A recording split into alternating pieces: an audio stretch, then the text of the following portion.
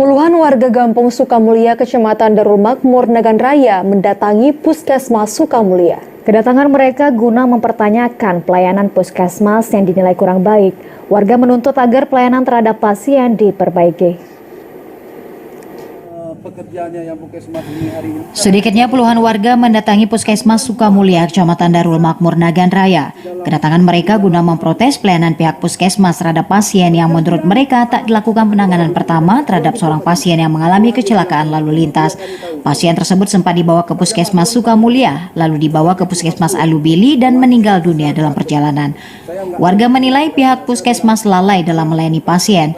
Para warga mendesak agar puskesmas memperbaiki pelayanan sehingga tak terulang kembali peristiwa tersebut.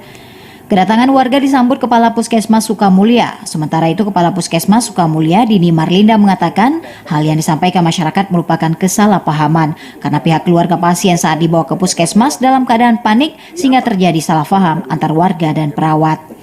Aksi warga berakhir dengan kesepakatan mediasi dengan pihak Dinas Kesehatan yang akan dilakukan pada minggu depan. Dari Nagan Raya, Aziz Saputra, TVRI Aceh melaporkan.